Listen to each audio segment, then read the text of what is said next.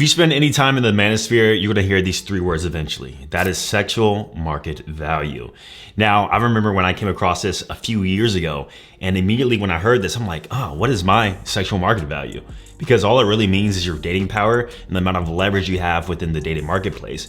And also, once you do figure out your own personal sexual market value, you'll start to view the sexual dating dynamics a little bit differently. And it's really all tied back to the three pillars of attraction, which is looks, money, status, at least for a man. However, after discovering my own sexual market value and after seeing everybody else's around me in comparison, I was thinking to myself, how much does sexual market value really matter? Is this just an arbitrary number that we just make up and then go about our lives, or does it actually mean something? Well, in today's video, I wanna break down how much does sexual market value actually matter in terms of dating, in terms of dealing with women, what you can do to improve yours, and overall just my personal outlook on the whole SMV thing, all right? So stay tuned, let's go ahead and get into it. Think of the dating marketplace as buyers and sellers. People are constantly bidding on one another based upon their SMV. Now, trying to figure out your own SMV score can be a bit subjective, either through your own personal opinion about yourself or external feedback from women and other people. So if you want a more objective analysis, it makes sense to use a calculator. Now, I've used some of these online calculators, and each time you kind of get a different number. That's why me personally, I decided to create my own SMV calculator. Now, my SMV calculator won't only give you just a score, but it's gonna give you practical ways on how you can improve. And if you guys wanna try it out too, it's completely free. I'm gonna leave a link down below this video. Now, in terms of the SMV score, it's usually set between 1 and 10, 10 being the highest, obviously, 1 being the lowest. I have a bit of an issue with this, especially when it comes to us men, and that is due to hypergamy. Hypergamy meaning that women tend to date up or want to date a man that's on a higher SMV score as them. So with that being said, technically for men, it really doesn't end at 10, but you can go as high as 11 or even 12, meaning that you're at the top echelon of men in terms of very high status, very high wealth, because now you have the 9s and 10s of women, either from a status, a money, or definitely a looks level, kind of chasing after you. Whereas if you're like a 9 overall guy or a 10 overall guy, you're more than likely gonna have like the 8s and occasionally the 9s kind of go after you. That doesn't mean that you can't date them long term. I'm talking about just pure attraction. You know how women chase, you know, that sending you the message first, sliding in your DMs, like really making themselves available for you. From my experience, they tend to only do that in an upwards fashion of the sexual market value chart. Now, speaking of long-term dating, I actually have this interesting quote, which says that when it comes to approaching, focusing slightly above one's SMV is an inborn practice that makes an evolutionary sense. It maximizes the chances of securing a high SMV mate relative to one's SMV while still playing with relatively good odds. So what this tells me, and I feel like this is more from a woman's perspective, once again, is that from an attraction standpoint and from an approaching standpoint, that people tend to go slightly above their own perceived sexual market value, because from an evolutionary standpoint, that would provide the best chances and is still in relatively good odds. People tend to fall in love harder when they pair up with higher SMV partners, which is absolutely true. A woman who is a 9 in looks getting with a guy who's a 5 or a 4, more than likely that wasn't like a natural process. That guy had to leverage other aspects about his SMV in order to make that happen.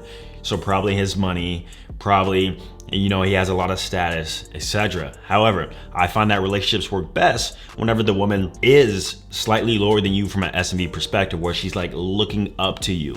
You know, you make more money than her. You don't necessarily have to be more attractive than her, but you definitely have more status than her. You know, so everything that I've been talking about so far, I feel like it's like the natural process of just overall relationships. Now let's talk about short-term dating. We're gonna get into what's more important for both here soon. But first, we must realize that also men will have short-term flings with lower SMV women. And this is, you know, due to the dynamic differences between the SMV and how usually for a man to at least have a short-term fling with a woman in a higher SMV level is borderline impossible. So this is what some men call the sleepers, right? That 5, that 4, who made it fairly easy for you, who you never want to be seen out in public with, but you'll definitely have a night with her. Now on the opposite end for women will rarely go lower unless they are forced to settle due to age or their status. So unfortunately for women, the more they climb up the SMV ladder, actually dating becomes harder and harder for them, because once again, as we said, women always continually want to go up. But as you go up the ladder, there's less pool of men available. So if a woman is going lower, more than likely she is just settling. All right, so in terms of the actual what constitutes to your sexual market value, I believe there are two things. One, we got the tangibles. Two, we got the intangibles. The tangibles are the looks, money, status. So things that you can represent, things that you can show, things that you can quantify, right? And this is a very logical approach to sexual market value. And also you got your intangibles, which is like your social intelligence, your charm, your wittiness, your competence, your empathy, basically things that we can't see on paper, things that are intrinsic to you and your personality. I find that most calculators, including my own, more so goes towards the tangible SMVs, because the intangibles are fairly subjective, and it's going to be very dependent based upon the woman you meet and how they pretty much play that perception of you and how you represent those intangibles. Overall, I believe that your SMV is more so a blueprint to see where you're at and what you can improve from a logical, tangible perspective, right? And once you know that number, you're now given a sense, okay, I can definitely improve my looks here. I can lose body fat here. I can definitely increase my money up to this standard. Maybe I'm not where I want to be from a status standpoint. And even status can go in two different ways, right? One, showcasing you're a leader of men. This can be through a community, through an organization. So you can have situational status, or work status, company status, or you can have online status, which is something more so that I have. You have a lot of Instagram followers. You know, you have a social media presence. You have a personal brand. But when I go into a grocery store, you know, I don't necessarily have status within that grocery store. You know, if I go into a random nightclub in Ohio, I don't have status within that nightclub unless everybody in the club knew who I was, if I had global status, right? So remember, these things can also change depending on the context and where you're at. Now, here's the thing to remember about the tangible status aspect, is the fact that you don't have a number floating above your head at all times. So sometimes we'll calculate our SMV and be like, okay, I'm a 6.5. Man, yes, you do have things to work on. However, remember that a 6.5 is not floating above your head. People can't necessarily see that, hey, this guy is a 6.5. Now you can signal that you're about a 6.5 or even higher than that in some cases, which we're going to talk about. Or sometimes it will take a woman getting to know you in order to understand and realize that you're a 6.5. So that's why, you know, the whole idea of looks is so important right now, because from a sexual market value standpoint, pretty much that's the only thing you can signal to strangers is how you look, how you're dressed, how your face looks, your sex appeal. All these aspects can constitute to your sexual market value to a stranger. Now, in the context of meeting women, here's where it matters, and it depends on a few things. Number one, where you meet them. So context is very important. Your SMV on if you meet a woman on a dating app versus if you meet her in a high-end nightclub or on a yacht party for a mastermind event is going to be totally different. Two, your sexual strategy. So basically short-term versus long-term. And we're about to look at some graphs too, kind of breaking that down. And three, what matters to them? What matters to the woman? Is the woman in a phase to where she prefers really hot guys versus guys with higher empathy and more intrinsic traits?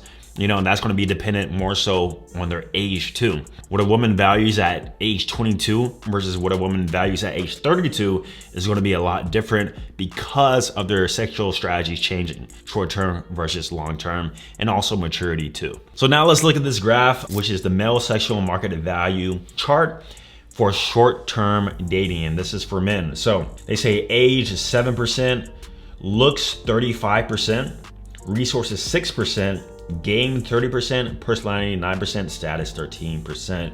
All right, so let's start off with looks first. Obviously, when it comes to a short-term strategy, meaning you're having one-night stands, hookups, nothing long-term, looks is definitely going to be one of the most important factors in regards to this, and this is what women definitely look for. They look for signs of sex appeal, signs of sexual competence, meaning that like, hey, this isn't your first rodeo. You don't come off like a awkward version. And this is where, you know, for a lot of people, dating apps come into play, especially dating apps like Tinder or like these, you know, even going out to bars and nightclubs. A lot of these things happen with guys who have a higher looks threshold in their sexual market value. Now, resources, we have 6%. 6% makes perfect sense. Now here's the thing about resources is that you can signal access to resources and still get hookups from that. However, the women you're going to be attracting obviously is going to be more so gold diggers who are going to be expecting resources out of you. And so for that reason, I see why it's 6%. Now game is 30%. Now from a short-term standpoint, this is facts. Game meaning your social competence, your ability to lead, your ability to be charismatic and not ruin the situation. Because even if you're an attractive guy, you can talk yourself out of the punani. Trust me, you can absolutely do it. You know, if you're awkward, if you can't communicate, you know, you're not gonna get that far even if you're very attractive. Personality, 9%. That's true too. A girl will sleep with you one time, never talk to you again, and she really doesn't vibe your personality. You guys can probably say the same exact thing for women you've dealt with. And then status is 13%. You know, girls really aren't checking like what you do for work, or, you know, if you're a leader of men, do you have a lot of followers, if it is a short-term hookup strategy. So if you have a sexual strategy of not wanting any long-term commitment, you probably should focus more so on improving your looks and improving your game and signaling that as much as possible. Now, from a long-term standpoint, things start to change. We have looks at 15%, resources 27%, game 7%, personality 18%, status 23%. So let's start with looks. Now, looks definitely still do matter. And the guy who has 35% or more in the looks could definitely translate that into a long-term thing if he had the personality to go in hand. And obviously looks is just gonna give you more leverage in any sort of dynamic and relationship. However, it doesn't matter as much, especially for a woman who is seeking something long-term, and especially for a man who wants something long-term. You know, you can get to know a woman, she can fall for you through your personality, fall for you through other provisional and security aspects that you showcase. 27% being resources. You know, you're a guy who's stable, you're a guy who has a good career, you know, you show that you can potentially provide for a future family. That's gonna set you a lot higher on the totem pole than just being hot and broke, right? Now, game is 7%. With this one, I believe it could be higher, but it depends on how fast things are happening. If you're a type of guy to where you're okay with pursuing a woman, talking with her for weeks or months at a time, then sure, yeah, you don't need a lot of game. But I do think game is important for retention long-term, and that's something that doesn't get talked about a lot. So maybe on the front end, game can be 7%, but in the long run, you do need some solid relationship game in order to keep that woman attracted to you long-term so that you don't lose attraction. Personality, 18%. Now this can constitute to a lot of stuff, right? How caring you are, how you make her feel. So this is very subjective, but overall, we all know personality is definitely important.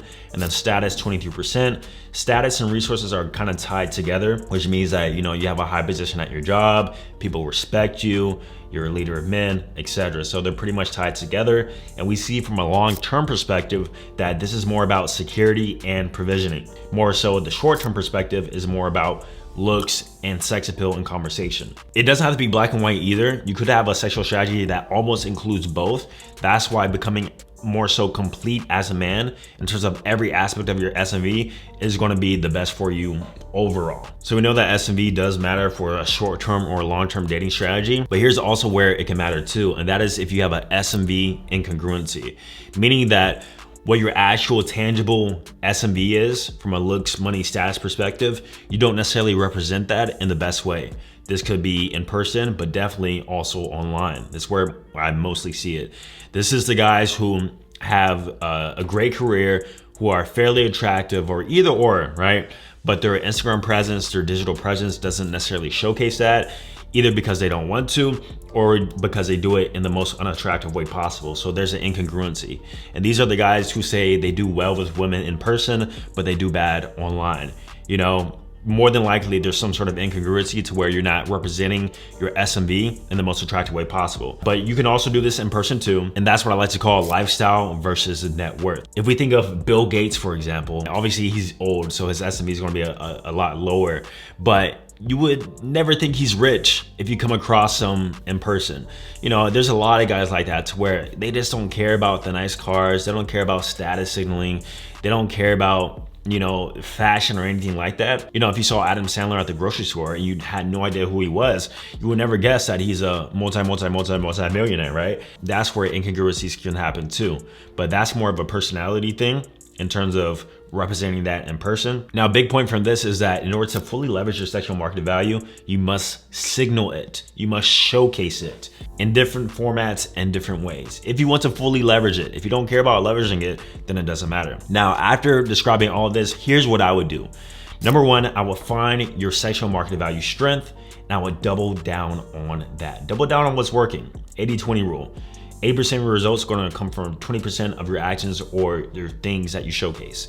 So if you're a handsome guy, double down on your sex appeal, double down on your fashion, showcase that more and more. Now, also what you need to do is also find your SMV weakness so that we can improve that.